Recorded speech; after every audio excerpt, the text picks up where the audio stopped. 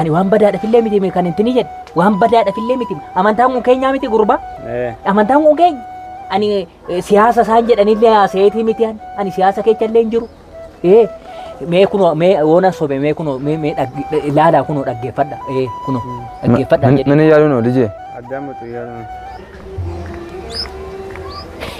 nugusa nagaste dula nugusa ani waan sobeera amma naa gaafadhu maalidhaa fi akka nullee faarfannuure moo maalinni nu dhibee anama bataskaana dhaqee akkas jennaanani na dhibe odoo amma qulqulloota qabsuura qabanillee odoo ta'e amma akka Taklaa Hayimaanotii an akka Arseemaa an akka Goorgisii kanniin odoo ta'e haa ta'u anamma mootummaa kana gizee ilil jedhanii kabaroodhaanii gizeentinii jedhan ani maalinni wanni kun jedhan dhugaan agarrame malee waan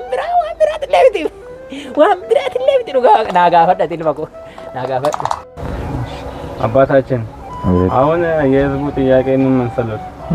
ምኒልክ የሚባለው ስም ለምን እዛ ውስጥ ይዘመራል? ወይ ቅዱሳን አልሆነም ወይ የሆነ ታምር አልሰራም። እዛ ውስጥ የሚደረገው ነገር ህዝቡ እየተቃወመ ነው። ጭራሽ ነው ፖለቲካ እያሉ ነው። ህዝቡ በቃ አልወደደም። እንግዲህ እንዳሰባችሁት አይደለም ነገርዮ እኛ ምኒልክ የምናስበው እሱ ጠላትን ድል ያደረገው ጊዮርጊስ ፈረሰኛውን ይዞ ድል ያደረገው እሱ አገራችንን እንድትቆይ ያደረገው እሱ እናስባለን እንጂ አናመልከው። ወደ ፖለቲካ ማታዙሩ የአድዋ ጦርነት ላይ ድል የነሳው ጊዮርጊስን ይዞ ነው።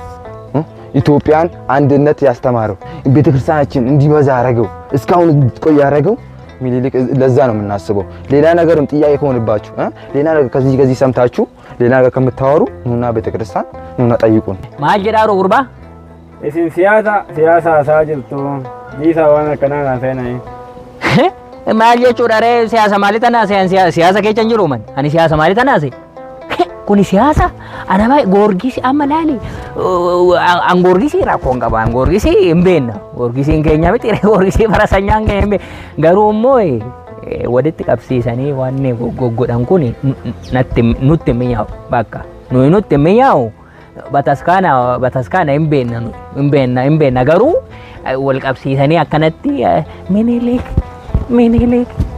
Minilik nuguseena hin ta'u. Anan jedhu maanyaan dhagahamaa jiru kun maal bataskaana maal jedha geeffadhu achii oowwan Minilik jedhanii faarfatu bataskaana keenya keessatti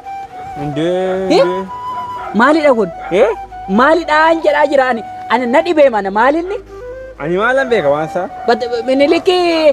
Minilik kun kan Oromoo harma muraa ture sani miti lama jedhan wareesuma baadee ani hin ta'u bataskaan hin ta'u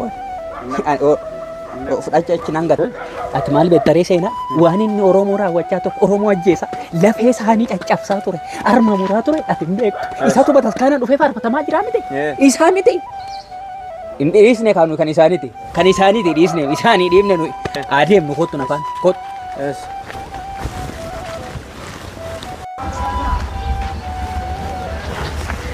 isaanii akkam jirtu naguma akkam nagaadha akkam jirtu naguma fayyumaa miti jirra akkam nagaadha waa isin gaafanne enneeti abbaa keenya waa isin hin gaafanne enneeti ሰላም ናችሁ itti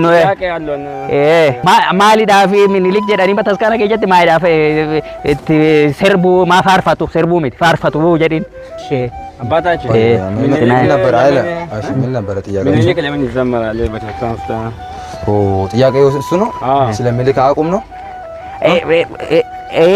amma ቤታኒሲን alifa maafa wallaal inni Oromoo ani harma muraa ture Oromoo ana ajjeesaa ture deebi'ee bataskaana keessatti inni seeraa Oromoo keessatti inni nama badaadha nama fudhatame akkamitti immoo amma bataskaana akkamitti dhandhareenu naa gaafadhu በፊት የኦሮሞን ህዝብ እየገደለ ነበረ ምን አልከኝ ልጄ ማን ነው የሞተው ማን ነው የተጋደለው ማዳ eenyutu ajjeese maale eenyutu ajjeese Minilik jedhan kun Oromoo harma muraa ture Oromoo ana ajjeesaa ture eenyudha seenaa Oromoo keessatti Oromoo lafee isaanii caccabsaa ture ana fixaa ture eenyudha an dharmoo amma bataskaanatti faarfatamu Oromoon ajjeesaa ture.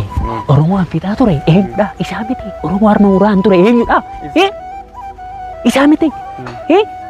Ani Oromoo lafee isaanii caccabsaa ture. Eenyudha? Amma immoo bataskaana keessatti faarfatamu. Eenyudha? Nuyi akkamitti dhandharee Oromoo? Akkamitti dhan? Waan nu gubutu nu keessa jira. Nuyi Oromooni.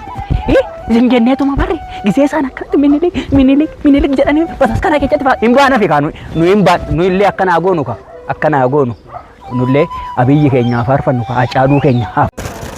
Noora mamire noora nagartu akkami noora mana kana nu intineedha mana kana nu rachaame mamire. Salaamna abbaasaችን salaamna.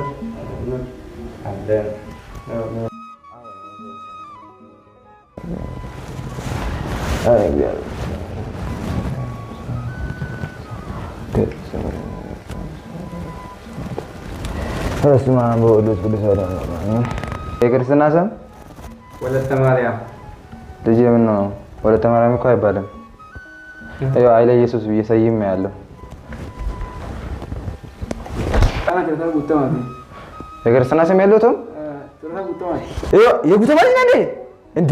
አላወኩም። ኃይለ ገብርኤል ብዬ ሰይሜ ያለው ማችሁ የክርስትና ስማቸው ደርበተማ ምን አሉ ልጄ? ትናንምቶ ደርበተማ እያሉ ነው። ደርበተማ የክርስትና ስም የለውም።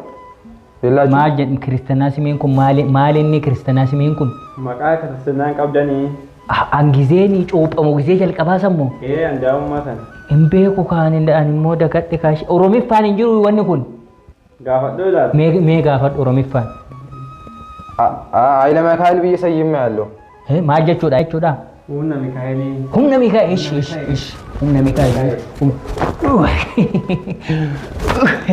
እሺ ሻው በቃ ሜሬ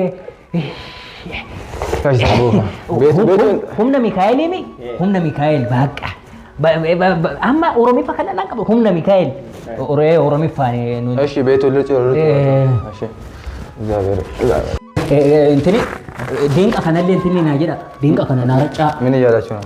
ማል እንትኒ ጀዳ ረጫ አሁን አወኩት እንዴ